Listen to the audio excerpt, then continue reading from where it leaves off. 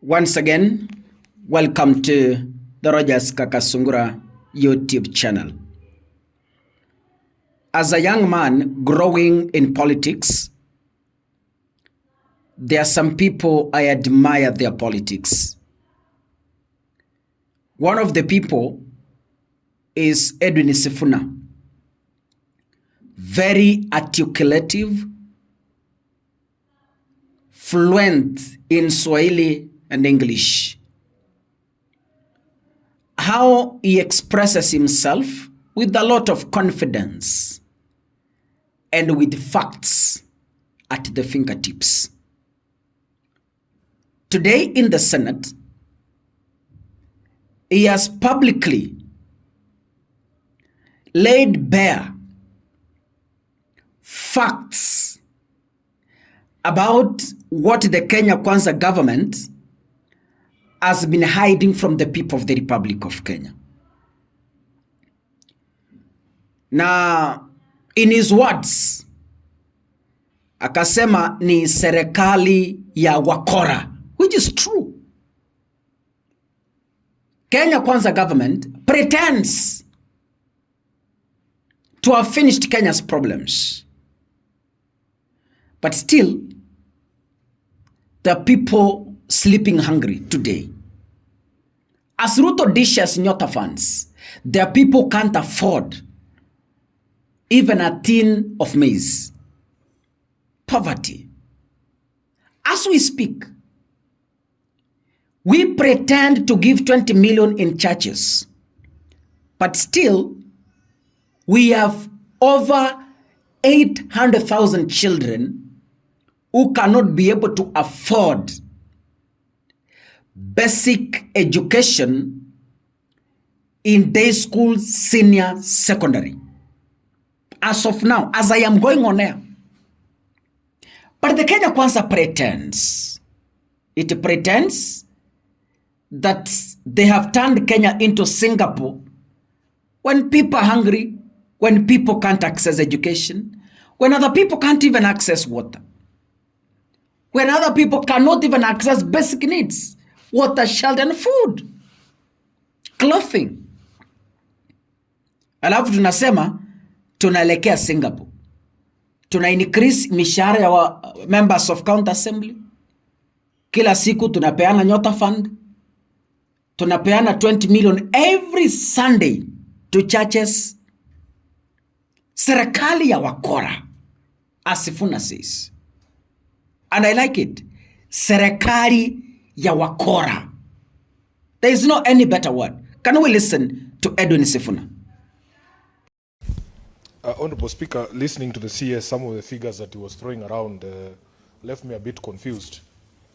In December last year, Honorable Speaker, there was a report by Oxfam titled Kenya's Inequality Crisis, the Great Economic Divide. The report from Oxfam put the figure of Kenyans living under extreme poverty at 50%. I've heard the Honorable CS talking about 39.8, and they cited certain reasons, including the rising cost of living and inflation, which is at 50% higher than it was in 2020. We spoke about that period before COVID. But my question specifically to the CS is about this Nyota program. You said it has received a lot of publicity because you publicize it. It is essentially a political rally. So the question I want to ask the CS on these Nyota funds, can you tell this House the expense side of hosting those Nyota events? How much it costs for you to put up those fanciful tents that we see? How much it costs to transport all of you, including the president, to those events? And lastly, why you allow politics to be played on those podiums? I thank you, Honorable Speaker. The questions by Honorable Sifuna about the figures from Oxfam and my figures. I am quoting public figures, Mr. Speaker, and figures that have come from government institutions that I think we have faith in. Because again, every country has their system of doing their survey. If we have put a government institution in place that is doing household survey, and they've given us the data that in 2015, in 2009, our poverty index was at 54%. And that went down in 2015 to 36.1%, and went down even further in 2019 to 33.6%, but rose or went up during COVID to 42.9%, and then went down to 39.8%. I have no reason to doubt those figures, unless I am proved to be wrong, or the institution which is doing the survey is proved to be wrong. So I am relying on authentic figures, figures that we can challenge. If we feel we don't agree with the figures, we can challenge them. But these are statistics that have not come from the moon. They are with us, they are public documents, and can be checked. On the issue of Nyota, and whether it's a political rally, you know, Kenyans are very interesting, Mr. Speaker. When you don't communicate, they complain. They want public participation. When you do it, why are you doing it? You are politicizing. How much are you using? I don't know whether you expect the president to walk to Kisumu on foot to go and conduct public sensitization on a very critical and important program of government targeting the youth. Order, honorable senators. Order. Order. Senator Fernandi, you either be orderly or I'll ask you to leave the chamber. I don't know where that excitement is coming from. Let us listen to the CS in silence. Now, Honorable Senator for Nairobi, you cannot rise on a point of order against the CS. It is up to the Speaker to rule. Proceed and conclude, Honorable CS.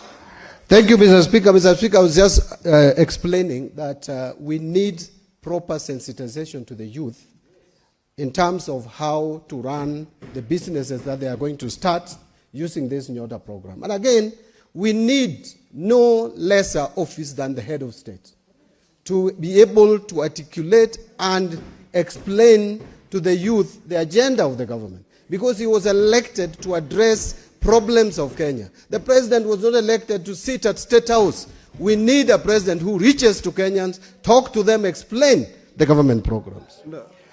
Mr. Speaker, on Majority Leader... Honorable Senator, Honorable CS, yes. The question that has been asked by Senator for Nairobi is for you to tell the country how much has been expended. Mr. Speaker, if I was... If you don't have the figure... Yeah, and again, but what I know is has been spent within the budget of the president to run the government. The president has a budget at State House to run programs. And all the expenditure... Order, Honorable Senator. Senator Fernandi. So, Mr. Speaker, the confirmation that I would give this House is that the budget that the head of state has spent in going around to sensitize Kenyans on the Nyota program is within the budget of State House, provided by the National Assembly of the Republic of Kenya.